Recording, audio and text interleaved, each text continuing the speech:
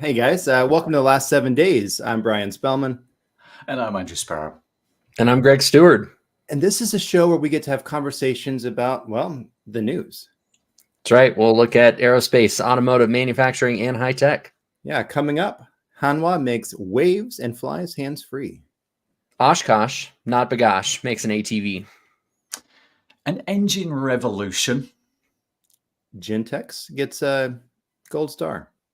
Mouser expands. REV Group pivots. And cyborgs have officially arrived? Ready, set, go.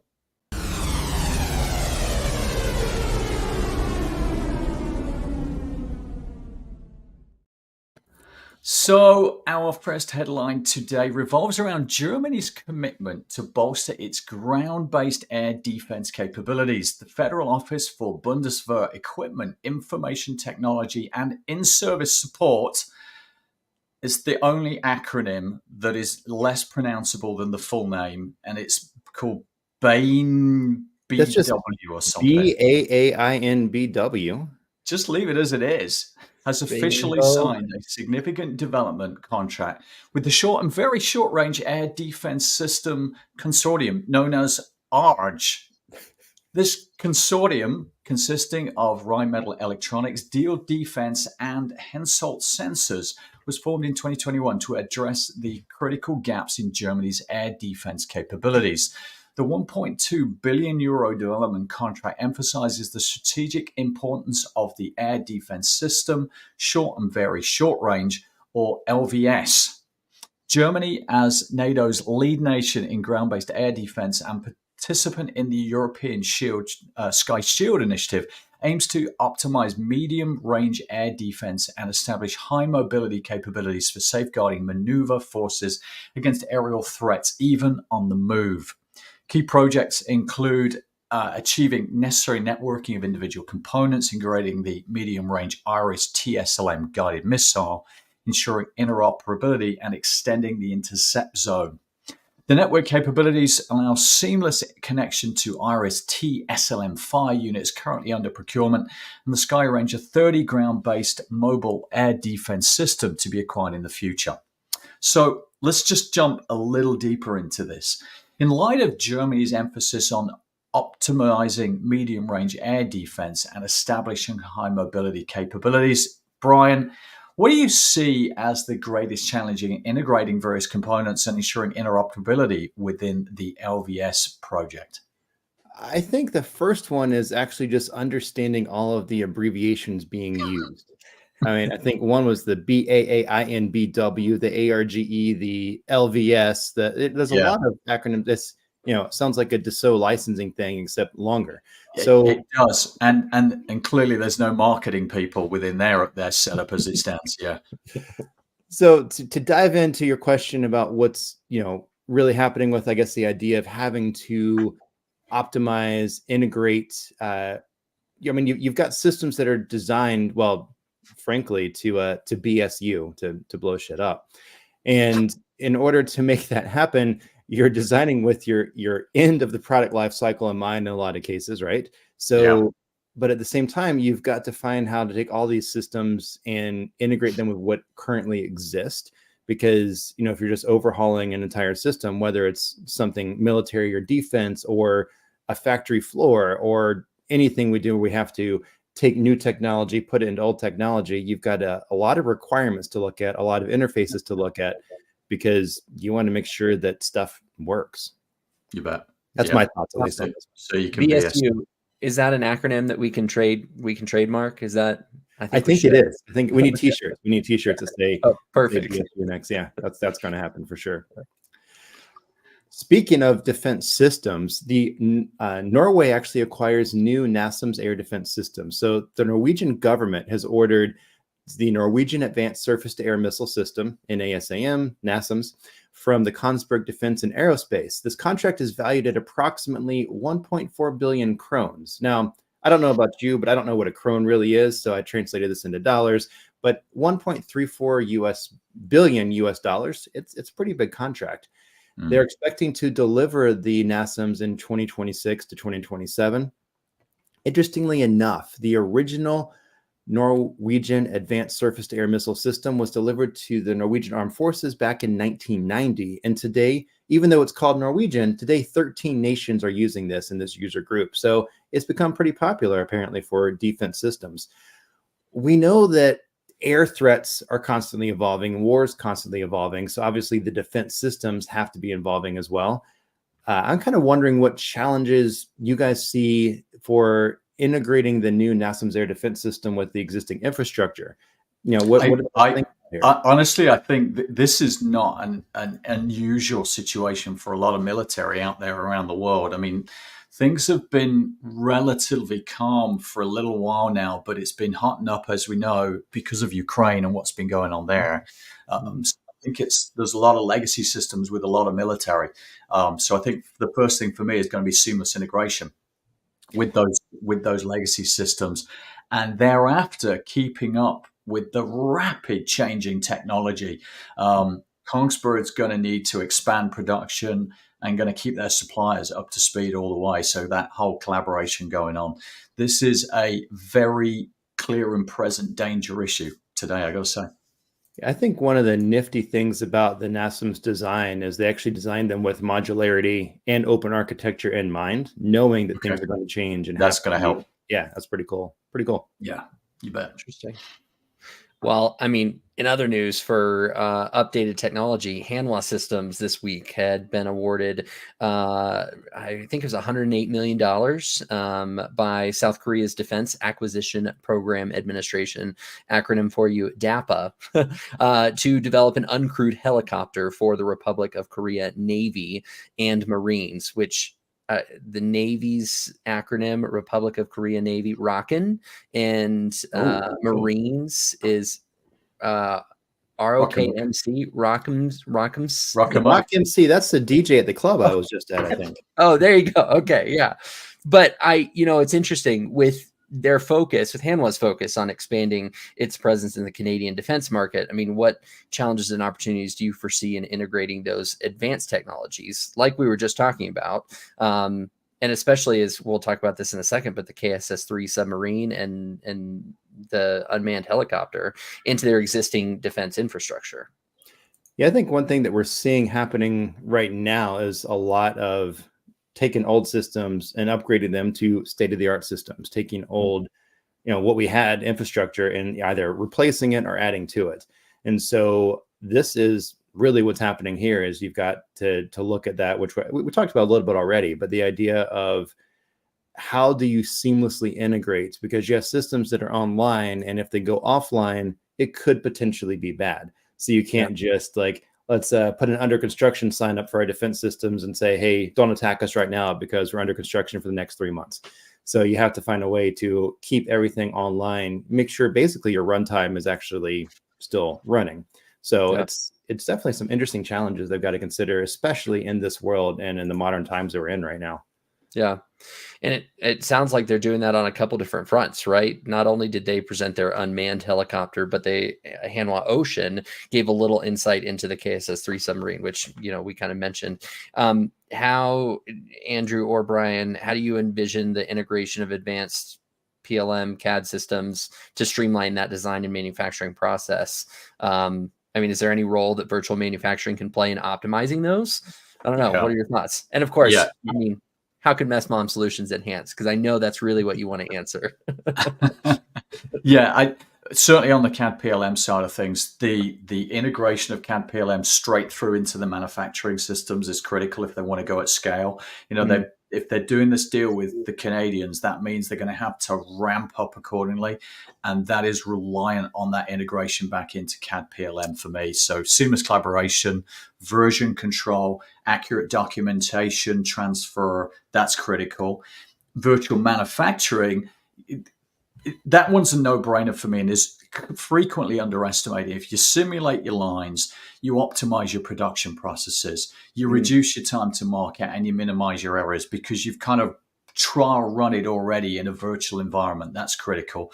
And then, you're right, MESMOM, that's just going to speed everything up to market. Real-time monitoring, data analytics, traceability for quality, all those good things. So by implementing a decent, modern, world-class MESMOM across multi-plants for harmonization is going to give them visibility and control of their operations, as well as kind of compliance and quality standards, which are going to be demanded by the Canadian, because we need an acronym, Canadian Army and Navy. Yeah, that's right. It sounds like we're getting deep here.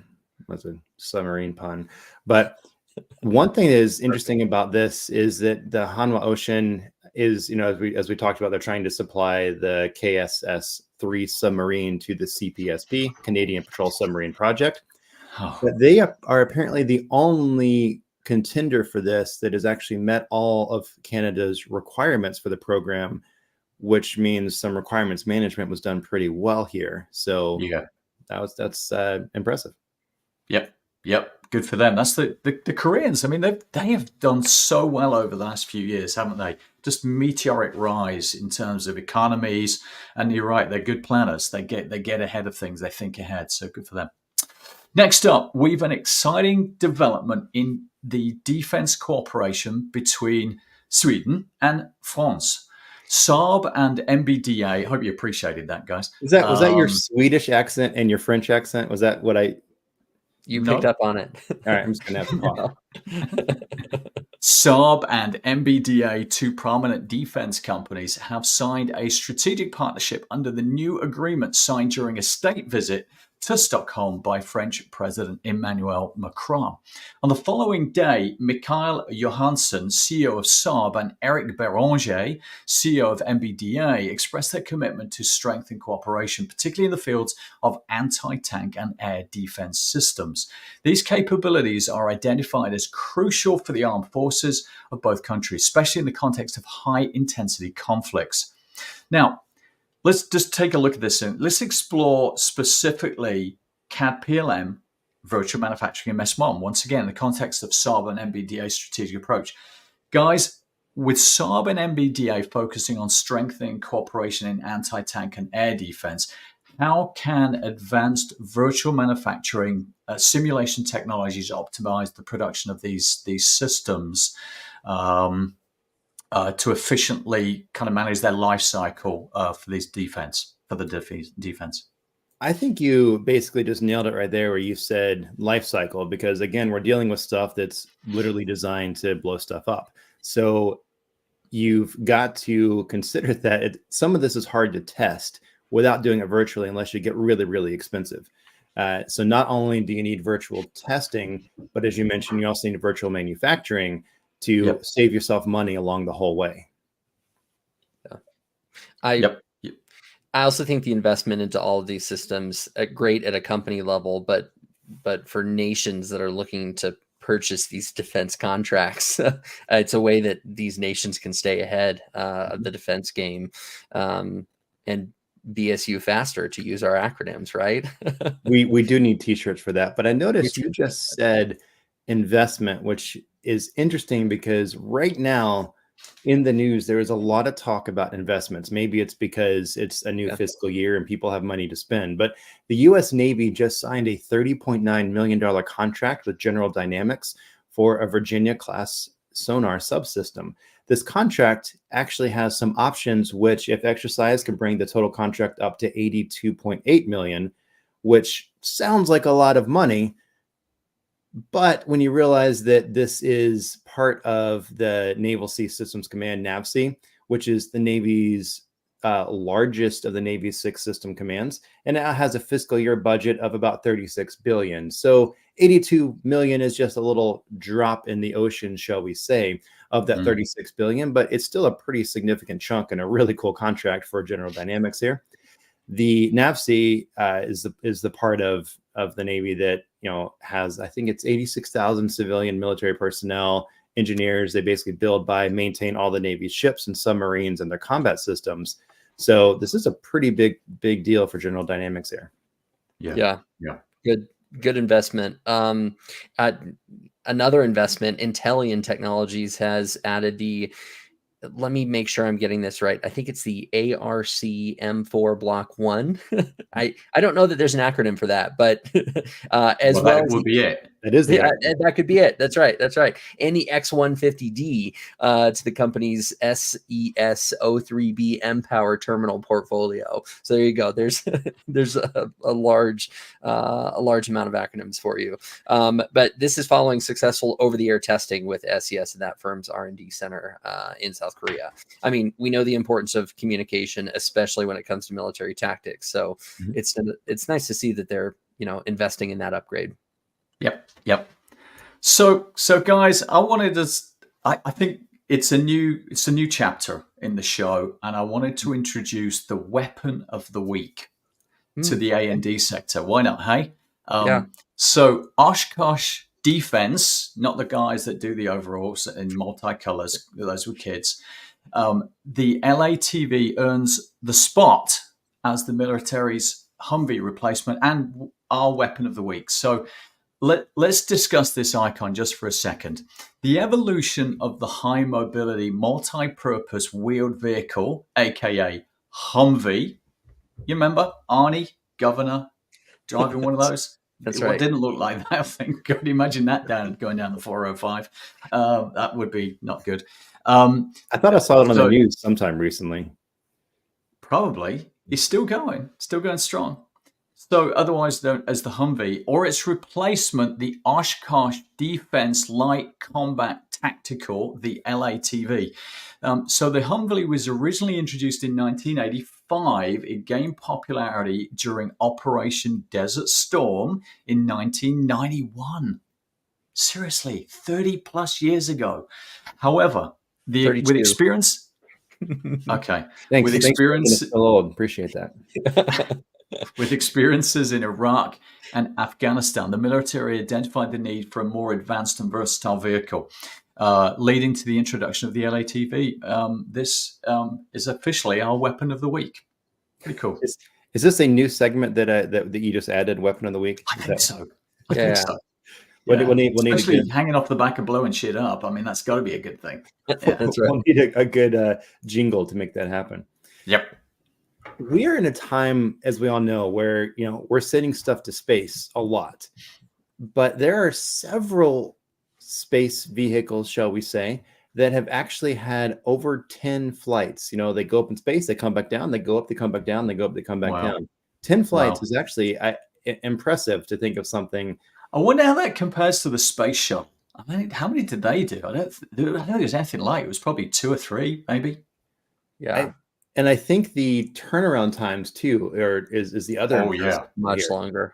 Yeah. Since May of 2021, we have now had 13 boosters reach a 10th flight. That's not that Wow. long ago. Within 3 years, we've had 13 things that do 10 flights. The most recent one was, of course, with SpaceX. It was a Cygnus cargo ship that was sending stuff up to the International Space Station, the Veteran V1077. And this has actually had some pretty impressive missions already. It's sent payloads to the space station for the upcoming Expedition 70 crew. It has sent a bunch of Starlink satellites up into space, crewed and uncrewed missions to the ISS. Just a lot of neat things happening with this. And props off to Cygnus and SpaceX for being able to find a way to reuse this. Yeah, yeah. This is the core of SpaceX, isn't it? This is how he really got it going, because he had to bring the cost down dramatically through using first principles. Do it all myself, buy everything myself, etc. But I know SpaceX has actually got a lot of reusable stuff, reusable rocket technology. I know they've got fairing recovery using nets as well. So if you imagine the kind of the shell to the payload that goes up in space, when they drop it back into the atmosphere, they've actually designed nets that will capture these, recover them. Really cool. And then you got the Dragon spacecraft. So SpaceX, that's how it's doing it, and it's keeping its costs down, and it's a profitable business. So good stuff. Everybody learn from this one. Yeah. And that's not the only investment or improvement that's been happening. Of course, that's sending stuff up to space. But back down here on Earth, Rolls-Royce just released a Series 1600 that has 49% higher power output. Wow. And also apparently 90% CO2 reduction with renewable diesel. So it's using hydro-treated vegetable oil, the HVOs that we've talked about on some previous shows. So it's pretty interesting that, when I hear Rolls-Royce, I usually think of either a car or an aircraft, but this is talking about a diesel engine that's being used to power, like generators, like power things that just need stationary, or the thing stationary, but power the stuff around it. And it's interesting to see this happening with such innovation. So the idea is this is going to be used for data centers, for airports, for hospitals, power plants, components and power plants, a lot of stuff, even to help with the public grid. So nice innovation there. Yeah, really is. Yeah, interesting. So, I mean, this has got to involve a lot of collaboration. I mean, I've known Rolls-Royce over the years, and how they manage product lifecycle is pretty good. It might be with a solution I don't necessarily agree with, but that's just being selfish. But essentially, they got the collaboration fixed up across their design teams. They got the version control really well put together, and documentation has been really uncompromised. So they've really kind of figured out their development life cycle extremely well.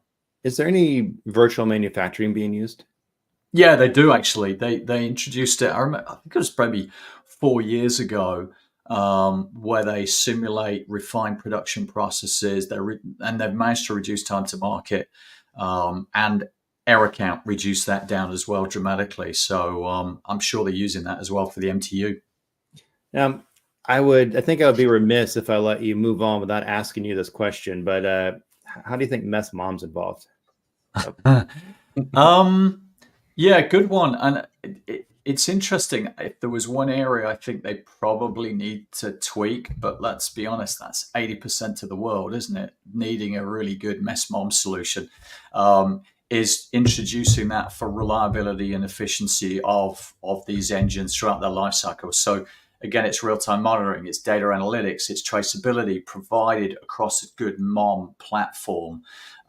Helps with decisions. It's going to give them greater visibility and going to give them greater control of the manufacturing processes. So you put that in place, you've got a even better, faster to market, lower error count MTU Series 1600. The thing that always gets me, though, is I always thought that moms didn't like messes. Yeah. I think we all went through that, didn't we? There we go. Brian. Right. Breaking news. Next up, GE Aerospace and Safran unveil next-gen jet engine in groundbreaking wind tunnel tests. So in a groundbreaking development in the world of aerospace, GE Aerospace and Safran, the French aerospace giant, have initiated tests for their next-gen jet engine design, codenamed RISE. And they're doing it at the prestigious S1MA wind tunnel complex in the southeast of France. This collaboration, led by Safran, a major player in the CFM International joint venture with GE Aerospace, aims to push the boundaries of jet engine efficiency. The RISE project, if successful, could potentially replace the widely used CFM LEAP engine on medium body jets like the Boeing 737 MAX doorless. Did you get that? It doesn't matter. I heard the door. Yeah, that was a nice callback. We call that a callback. But yeah, you just said that this could replace the engines. Why? Yeah. So this is what makes the difference in its revolutionary design. So it's boasting a double diameter compared to its predecessor and features fan blades that will remain visible. This innovation is anticipated to significantly enhance the engine's efficiency. It results in a remarkable 20% reduction in both fuel consumption and emission by the 2030s. Safran revealed that a scaled-down model, 1/5 the size of a proposed engine, will undergo rigorous testing in the wind tunnel complex. This facility, which is known for simulating wind speeds approaching the sound barrier, has a rich history, having tested iconic aircraft like the Concorde, the Airbus A380, and military planes. So, however, what I would say, the open fan design raises a number of questions, particularly regarding the consequences of blade failure. The testing process will scrutinize the engine's performance under various conditions, addressing safety concerns and ensuring the viability of the innovative design. The wind tunnel, originally constructed from plans during World War II, is reputed to be the largest of its kind globally. Wow. That seems like a very famous wind tunnel that I never heard of until today. You got it. You know, if I recall, wasn't jet fuel a third of operating cost for a commercial airliner? I mean, just the fact that they can reduce any jet fuel, a 20% reduction in fuel consumption, like that's got to be a huge cost savings. That's a big significant. That's set to dominate the engine sector, isn't it? If they get that through, that obviously means that air flights are going to get cheaper, right? We'll go with that. That's how it works. You heard it here. You know, I did hear an interesting fact the other day. Sales. So not only are all of these foreign companies investing in their own infrastructure, but sales of U.S. military equipment to foreign governments hit a record high of $238 billion US dollars. Wow. In 2023, which was a 16% year-over-year increase. I feel like that's pretty high. Yeah, I saw that this week as well. So I thought I'm gonna dig into this and figure out what's going on. And I think we've touched on it already in the show. A lot of it's driven by replenishment, specifically in Europe. You know, it's gone a little sleepy for a number of years, thank goodness, but now it's not sleepy anymore.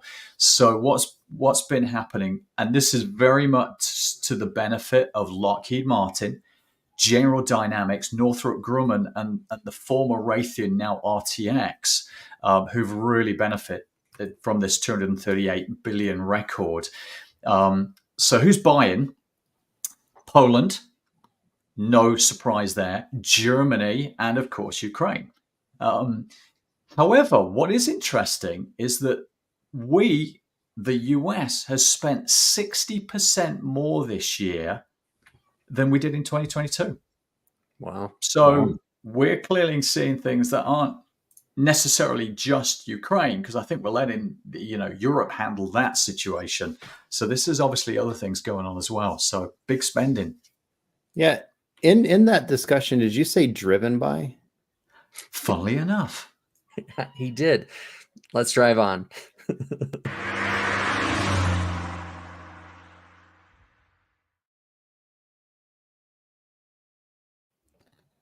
This week, a Delaware judge voided Elon Musk's $56 billion compensation package. The compensation packages of CEOs, of leadership, can get a little complicated, right? Mm-hmm. His reasoning was that it wasn't necessarily fairly set by Tesla's board. Obviously, the ruling emphasizes concerns over the board's negotiation process and Musk's influence. But an article this morning that popped up was that Tesla is now considering moving their headquarters to Texas. So it'll be interesting to see how all of this unfolds. He's worth every penny. Come on. Of course he is. Yeah. 56 billion. That's good. That's good. Yeah. And I think that was from 2018. So who knows where that's at nowadays. Wow. Yeah, there was a guy who, it was like a musician that sued Elon Musk back in 2018 with, I think he had 9 shares, and it just took forever for this to go through the whole system. And so I think that part of this voiding of this pay deal for everything was actually based on what happened there. So it's interesting that how our legal system works too. Very interesting. So yeah, that's anyway, that's a fun thing to dive into. And I think I was reading this week that that's some law professors were saying this is going to be stuff they study in textbooks for the next decade, based off the what's his name, Richard Tornetta. So interesting stuff happening. Speaking of interesting, huge news, New York just signed the biggest deal ever for Prevost. Now, Prevost is an American coach and bus manufacturer, a subsidiary of the Volvo Group. And they just announced the largest contract in their history, thanks to an order from the Metropolitan Transportation Authority, MTA, of New York State. The MTA has awarded Prevost a contract to manufacture 381 coaches, which is pretty sizable manufacturing number. And they want 250 to be delivered in the next 2 years, and then options to purchase another 131. Prevost has said that this is going to enable them to retain and hire about 100 new employees in St. Clair, which is somewhere up in that little tiny thing above the U.S. that we call Canada. And some, I guess, exciting news for the area of Quebec as well. Did we just lose Andrew? We just lost Andrew. Oh, we may have. Uh-oh. Wow. Hopefully it's not a connection issue. It's you just mentioned Canada. I'm out of here. Yeah, that's right.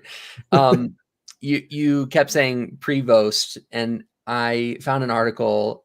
It's actually a blog post, so it's not really an article, but it was all about how to pronounce it. And apparently there are strong opinions on both sides of I think it's Prevost, or Prevost. And so, there's like a 16-minute video that I didn't watch, but it's something like that. Yes, in modern day time, 16 minutes is way more time than I'm going to spend watching something. Yeah. I feel you there. Of course, all these vehicles have to have a way to get around. So Goodyear has just announced, coming out of Akron, Ohio, a new off-the-road tire with a versatile tread design. And one fascinating thing that I didn't realize is that depending on how your vehicle is powered, whether it's diesel, hybrid, electric, that can actually change the kind of wheels that you need to use. And so they've designed this to help create a tire that has options that can actually be used for all of these options here. Including some other cool features like a steel belt construction to increase uptime and give resistance to cuts and penetrations. Some neat stuff coming from Goodyear. For a second, I thought you were about to announce a partnership between Goodyear and Prevost, but that's probably next week. We don't know about that one yet. No insider trading or anything here. Yeah, that tracks. Pun intended. The REV Group reorganizes and kind of exits their school and transit bus segment. So they obviously are a manufacturer of specialty vehicle brands, including buses. They announced 2024 reoptimization. They completed the sale of its school bus business earlier this week. And then later on this year, it sounds like they are winding down operations at their ENC business by the end of the year. So just completely leaving the transit bus manufacturing space. kind of begs the question of what's next, right? I mean, they're going to use some of the cash to pay down some of the debt, give shareholders some extra spending money, which is never a bad thing, I suppose. But they're also announcing that they're creating 2 new segments, specialty vehicles and recreational vehicles. So that's interesting. So moving from just the transit buses and that to specialty vehicles and recreational vehicles. That's, I mean, there's similarities, of course, in making vehicles. If you can make vehicles, you have some ideas of how to make vehicles, but there's obviously a lot to consider in moving from one market to another as far as, you know, how you design these, because one thing is obviously transporting a bunch of people at once, and the other thing is transporting fewer people but over varying terrain. So these vehicles are definitely going to be different. Interesting to see what happens as they put all that together. Yeah. And interesting that Goodyear is obviously announcing an off-road tire with a little more versatile tread. So I think that'll be interesting.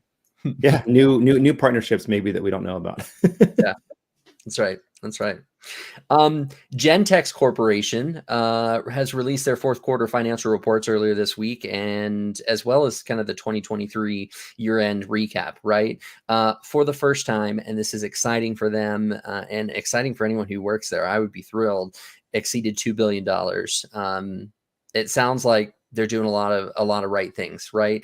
CEO Steve Downing said earlier this week, it is important to note that the growth the company has achieved over the last few years has been driven by our new technologies and innovative product roadmaps. I think the primary business of producing display and auto dimming mirrors for the auto industry remain pretty robust. They did have a 12% increase in light vehicle production. They are obviously developing new products, investing in future technology, transitioning to EVs. The industry is evolving. It's changing. Yeah. They're ahead of the curve. I guess the big question is there anything they need to be doing to stay ahead of the curve today, right? To stay ahead of that curve, because it's changing fast enough. They could quickly fall behind. Yeah, I think that acceleration of time to market is going to be a huge factor here. Of course, making sure, I have to say it because Andrew's not here, but that they got a good mom platforms. And of course, good PLM is going to be huge. But, but yeah, the supply chain here can be pretty complex. So I think figuring out how to enhance the supply chain adaptability, flexibility is going to be the key to staying ahead, because we all know the problems that supply chain mess ups can have. And those are just things that are going to happen in this world. So yeah, I think they're going to probably, I would say, of course, diving into the digital twin and simulation technologies is another one I would look into here. Yeah. Interesting. I also think they've done a pretty good job at creating that environment of innovation and learning on their current team, right? I mean, what they're doing from an employee retention or even employee development perspective is huge. They've built an on-site childcare facility to address the shortage of childcare in the area. So that means not only are they paying attention to their employees, they're paying attention to the area that the employees are living in and what's available. They're creating scholarships for women in STEM to lower barriers to entry, because we know that this industry is not as diverse as it needs to be. And then opened a Spanish language production line to increase job accessibility. So I don't know. Child care facilities, everything you're just talking about with these benefits. Are you sure this is a American company and not like European one? You know, it's a great question. I would actually confirm that they are in Zealand. I think it's not New Zealand, but Zealand, Michigan. It'd be interesting. Yeah. You know, this sounds like some maybe advanced technology happening with some HR stuff. So let's just dive into technology. Sounds great.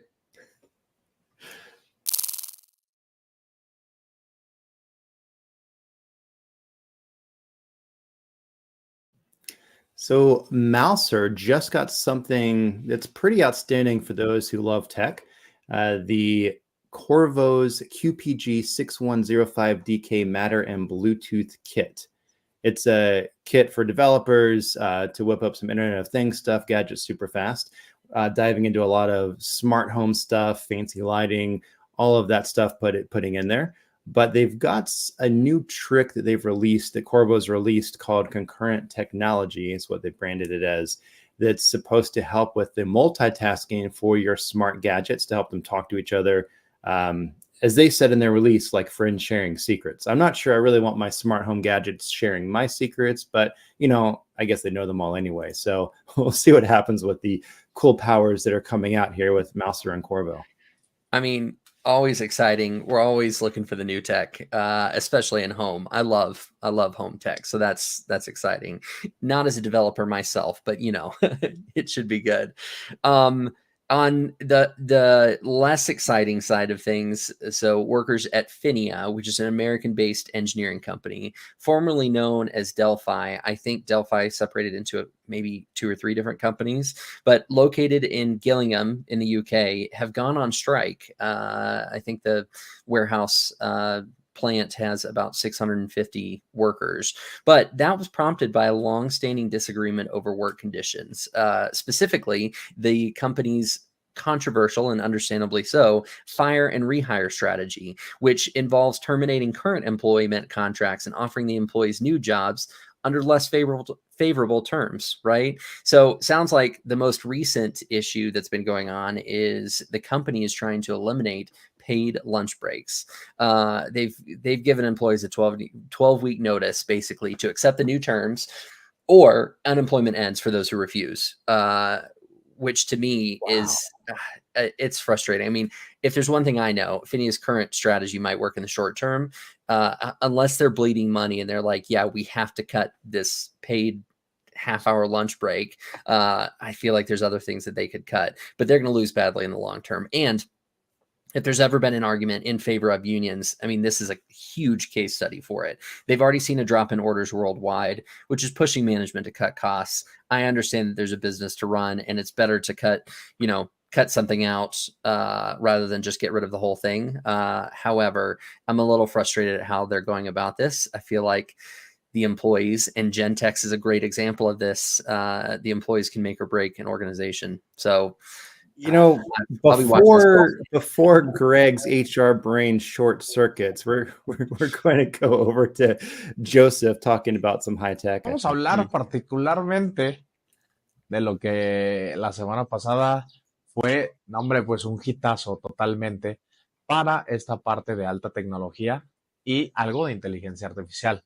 En este caso no es OpenAI, no es tanto como vamos a hablar de grandes marcas que ya tienen mucho tiempo en el mercado, sino es que vamos a hablar del primer producto que lanza la compañía Neuralink, ¿sí? De Elon. Ahora parece ser que ya está integrado por primera vez en un humano. Y bueno, esto es prometedor, ¿no? Hasta cierto punto para mí es un tanto medio escalofriante, se puede decir, pero pues imagínate que este tipo de dispositivo médico nos va a ayudar a poder recuperarnos de mucha movilidad, de muchas otras cosas que en su momento estuvimos perdiendo. Hay otros por ahí dispositivos que se están poniendo para tratar la ceguera, por ejemplo, u otros problemas que llegamos a tener, ¿sí? Entonces, este tema de Elon se ve súper interesante. ¿Por qué? Porque se va directamente a los semiconductores, a los microchips, y sobre todo vamos a esta área de la bioingeniería. ¿Cómo es que vamos a conectar toda una red neuronal a un chip hecho por un humano? Entonces, este nuevo producto, que es lo que está haciendo y presentando la compañía de Elon, está bien interesante. Vamos a ver qué es lo que se puede hacer. Estuve viendo que para ser voluntario, pues bueno, había que seleccionar a personas que tuvieran discapacidad, que estuvieran parapléjicos o que tuvieran algún problema en médula espinal. Entonces, esto parece ser que en algún punto ayudaría a estas personas a recuperar su movilidad. Se ve bien interesante. ¿Qué piensan? Yeah, Joseph, that's super interesting. We've heard about Neuralink for a while, but the fact that it's actually happening now, I think this might mean that cyborgs are actually closer than we think. It's happening, and it's cool and scary, like Joseph just mentioned, because the idea of helping people with spinal injuries and other stuff to be able to not have those disabilities is amazing. But there's also the scary part of what happens as we keep enhancing ourselves, and then sci-fi takes over. We've seen the movies. Yeah. I mean, it just goes to show how far technology has come, and I'm honestly pretty excited about it. I mean, cochlear implants for deaf and hard of hearing people have come a long way even in the last couple of years, and so that's another implant. Implants are not entirely new. I think that there's a little bit of PR going around that might make this a little more fearful than it should. Of things that got fixed. Yeah. Oh, look at that. Kinda. Welcome back, Andrew. Still not got internet. So here we go. We're on the south. That's Andrew, great. what you lost is we figured that you heard that us talking about Canada and you ran away for some reason, and then you're back now in the high tech section on your high tech. Canada, isn't that place that everybody says they're going to escape to in the event that the wrong person gets elected and never do? That's right. Yeah. Right. Yeah, I know. I don't know if you showed a photo of this thing that they're talking about implanting. I don't think I'd even comb my hair, which could do with happening, but I didn't think I'd even comb my hair with this thing, never mind stick it in my brain. There you go. It would be. It's like the Avatar thing where there's like a whole, like the tentacles start just going. Yeah. They would definitely need to boost the design for it. I mean, if it looked cool, I'd be interested. What is possibly going to look cooler than an antenna coming out of your head? Maybe a foil hat that comes with it. Nano. That's right. To create things like this, you definitely need to have some pretty good, semiconductors and hopefully some cheap stuff along the way to help make that happen. So in October, estimate sales figures for 60 chip makers and manufacturers of related equipment showed that of all of these, you'll never guess which one has the fastest pace of sales growth all the way through the calendar year of 2025. It's going to be NVIDIA, which I wish I had invested a whole lot of money into pretty recently because they almost tripled since 2023. But yeah, it's NVIDIA is dominating the graphics processing, the chip stuff, and is doing just fantastic. And interestingly enough, they just started taking pre-orders for a China-specific AI chip that is going to compete with the current chip in China from Hawaii. This graphics card is the most powerful of three that NVIDIA is developing specifically for the Chinese market, but there are restrictions because the US expanded bans on high-end chip exports. So they have limits of how powerful these can actually be. So NVIDIA is now taking on the Chinese market still, but with a little bit less sophisticated, but still AI enhanced chips. Some interesting stuff happening there. And NVIDIA does also a lot of, I don't want to say residential, it's not residential, but people who build their own computers like myself. And so instead of buying a GPU from them, I should have looked at buying stock. And then I could have bought, 10 GPUs over, but we'll get there. I'm sorry, guys, but did you talk about rebellions? Have you heard about those guys? No, not yet. Yeah. No. Okay. So this is a new one. So South Korean startup Rebellions raised 124 million in Series B for a revolutionary AI chip called Rebel. So this chip startup Rebellions has successfully closed a Series B funding of 224. The funds are going to be used to develop Rebellion's highly anticipated third AI chip and accelerate production of its data center focused Atom, which is its next chip. So the round oversubscribed with an initial target of 90 million, values now the startup at $658 million post money. Amazing stuff. So KT, which is a leading South Korean telecom giant, led the funding round as a strategic investor. Other participants included Temasek Pavilion Capital, Korean Development Bank, Coralia Capital, and DG Daiwa Ventures. This funding comes at a crucial time in the chip industry, with Rebellions and others seeking breakthrough in data processing and cost efficiency for AI applications. Last October, Rebellions announced a strategic partnership with Samsung for the development of Rebel, targeting the generative AI market. This landscape is just buzzing right now with activity with major players like Google, you got Amazon, you got Apple, you got Microsoft, all developing their own AI chips. So they're trying to move in there.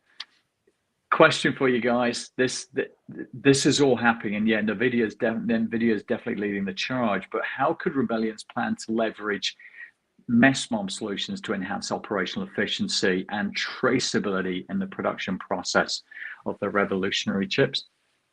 I mean, any thoughts? The first thing I think of is just the real-time monitoring and control, right? Mm-hmm. I mean, you're monitoring the performance of manufacturing equipment, the flow of materials, you're progressing each chip through the production line. Yep. I mean, being able to be that detailed and that adaptable is going to allow for that immediate adjustments to improve that efficiency. So I think that's huge. Yep. Yeah, I think that we're looking at high-tech devices being created by high-tech processes and high-tech PLM practices. Yeah. I think that's what you need for all of this to work well, especially with as fast as this particular area has to advance, because if you take too long in your manufacturing, another company has already released three more things better than what you were trying to manufacture. So there's time to market is super important here, and you've got to have those good MESMOMs to make that work. And speed in manufacturing, it's very low takt time, so you've got to have that rapid turnaround, volume, replication, make sure quality control. And honestly, the only way to do it is through a decent manufacturing operations platform. Yeah. I bet I know somebody who has some stuff to say about manufacturing this week. Que si nos vamos ya con el tema de manufactura en México, todo lo que se está haciendo, se está poniendo muy interesante. Estuve revisando el otro día y platicando con personas justamente en el sector de high-tech, dónde es que van todas estas inversiones que se están haciendo. Y en este sector es probable que estén familiarizados con lo que son los servicios o bien EMS, que es prácticamente Electronic Manufacturing Services. Son diferentes compañías que hacen la maquila, la manufactura, tanto de PCBs como de otros dispositivos electrónicos para diferentes compañías. Entonces, México está lleno de este tipo de servicios y está habiendo muchísima inversión. No tanto por el reshoring, sino que también por el tema de que está creciendo como tal. También está creciendo y recibiendo todo este tipo de inversiones porque son diferentes sectores y diferentes mercados que están entrando. Ahora, ¿cómo se relaciona todo el tema de high-tech? Sí, porque es bien interesante pensarlo. ¿Por qué? Porque está dentro de la línea de cadena de suministro en casi todas las industrias. Por ejemplo, vamos a hablar de automotriz, vamos a hablar de aeroespacial, o podemos hablar de alguna otra en medical devices, puede ser en farmacéutica, pueden ser en diferentes industrias. Aquí lo importante es que cuando estamos hablando de la manufactura de PCBs, siempre lo vamos a necesitar y va a estar presente en la cadena de suministro. ¿Por qué? Bueno, pues porque tenemos que integrar este chip, esta PCB, para ser el controlador de todos estos equipos electrónicos que estamos manufacturando. Entonces, es esa la razón por la que está creciendo. Un ejemplo de ello es Continental, en Aguascalientes. Va a recibir para este año una muy buena inversión en la que van a expandir su planta. Ya de por sí era grande, entonces ahora están todavía aumentando sus esfuerzos para tener más capacidades de manufactura en todo el sector de PCBs. Va a ser un hitazo también aquí en Guadalajara. ¿Por qué? Porque, bueno, todo el sector de verdad, que de PCBs, de tarjetas electrónicas y también de sensores está creciendo. Estuve platicando por ahí la semana pasada con otros ingenieros, visitándolos aquí en Guadalajara, y con estas personas que estuve platicando de Jabil precisamente, me contaban cómo es que están entrando todos estos proyectos y todos vienen de otras industrias. Entonces, es así como vemos que se relaciona la cadena de suministro y por qué está creciendo tanto el sector EMS o de high-tech. No, it sounds like made in Mexico is going to be seen on a lot more stuff based off what we just heard from Joseph here. Like there's, we have this reshoring that we know has been happening a lot, and several different industries that, automotive was the big one we talked about most of last year was automotive reshoring plans. So now having high tech chips, PCBs, all of this is pretty. I would say the word interesting, we but I've went said that too into much already. yeah, we went into Mexico 6 years ago, really knowing that this was going to benefit from the whole reshoring of manufacturing. The cost base that you start with, its proximity to the US, the talent that is there, and the preparedness to digitalize operations and to recognize that there's a lot of manual operations, but we need to invest in this. It's been really interesting, and I think PCBs, automotive, pharma, med device, etc., that Joseph was talking about, that's really happening down there. Excited to be there with you guys in Mexico and making it happen. Yeah. And Andrew, I appreciate you joining us for part of today's show. Greg, I appreciate you joining us for all of today's show. And everybody who's actually watched, thanks for joining us for the day's show. And we will see all of you next week. Next week.